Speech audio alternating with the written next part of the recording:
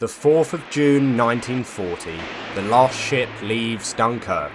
338,000 men are home, and Britain calls it a miracle. Further south, an entire British division and tens of thousands more Allied troops are still in France. In 3 weeks, another 191,000 will be lifted out. Nobody remembers. Dunkirk was never the whole army. When the German panzers hit the sea at Aiville on the 20th of May, they cut the British forces in France in two. Everything north of that corridor went into the pocket and onto the beaches. Everything south of it stayed exactly where it was.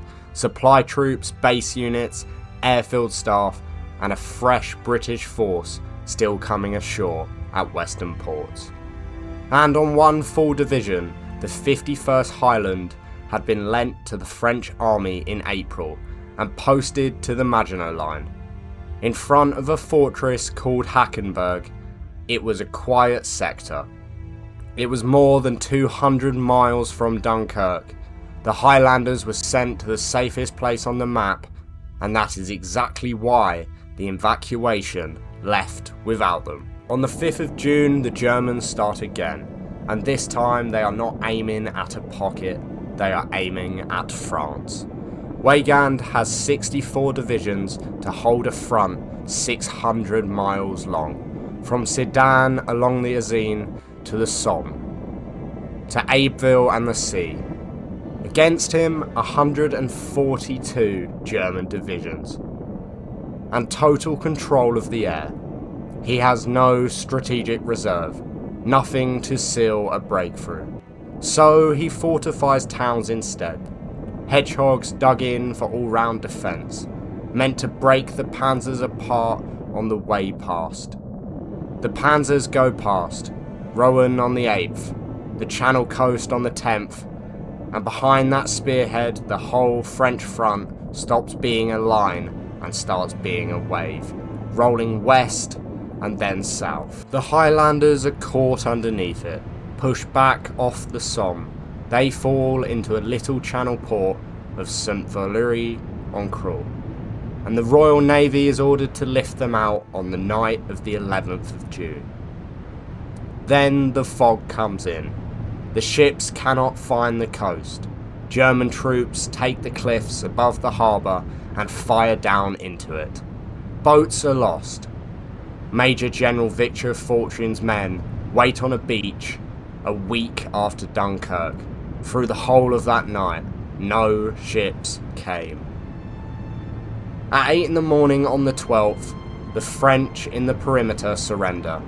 Just before 10, Fortune surrenders the division. More than 6,000 men march into captivity, and the officer who takes the surrender is Erwin Rommel. Down the coast at Vieulles-les-Roses, 2,137 British and 1,184 French scramble off under the cliffs. 3,321 men. That is the entire Saint-Valery evacuation. So the Admiralty stops trying to hold a port and starts running an evacuation that moves. It's called Operation Ariel, and it opens on the 15th of June along the whole western coast of France. Cherbourg, while Rommel is closing on it, 30,630 men. St. Malo, 21,474. Brest, 32,500. Then Saint-Nazaire and Nantes, and on the Loire. Then La Pallice, then the Gironde, then Bayonne and Saint-Jean-de-Luz, in the sight of the Spanish border. The shape of it is a retreat by sea. The embarkation points run west along the channel, turn the corner of Brittany, and then go south, port after port. 700 miles of coastline, each open for a day or two and then closed as the front reaches it. Liners, ferries and destroyers work each anchorage until the guns are close enough to hear. Then move to the next one down the coast. On the 17th of June, at the mouth of the Loire, the coloured liner Lancastria is loading off Saint-Nazaire. She is rated to carry 2,180 people, including her crew. The men keep coming. Estimates of how many are on board that afternoon run from 4,000 to 9. At 10 to 4, the Junkers 88s find her. 3 bombs, possibly 4. She lists to starboard, rolls to port, and at 12 minutes past 4, she is gone.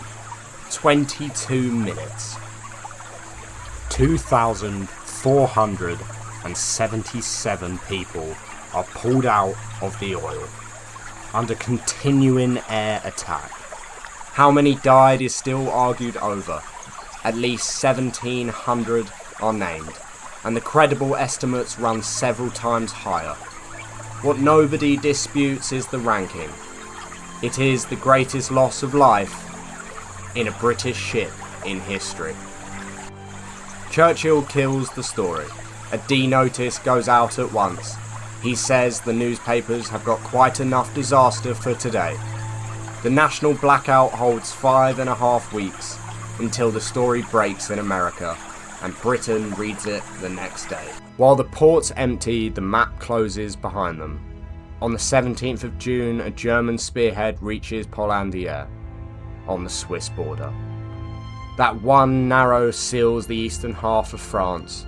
The armies holding the Maginot Line are now surrounded from behind, and the line's guns are pointing the wrong way.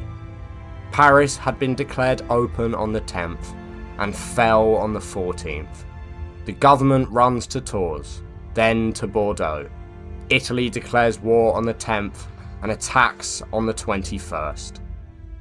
On the 22nd, in a railway carriage at Compiègne, France signs. The forts hold on anyway. 10 of the 58 are taken. The last one surrenders on the 10th of July, a fortnight after the armistice, and under protest. The official count closes on the 25th of June, though men kept slipping out of France until August. 191,870. 144,000 British, 24,000 Poles, 18,000 French, 5,000 Czech, 163 Belgians, 57% of Dunkirk taken off 700 miles of coast. With a German army moving between the ports, add it to dynamo, and Britain lifted 530,000 men out of France in a single month. So why does one of them have a name and the other doesn't? Because Dunkirk was reported as a deliverance while it was happening, and this was reported as nothing at all. It ran through a collapse Britain had stopped describing, and its worst day was legally silenced for 5 weeks. The men came home to a country that already had its miracle.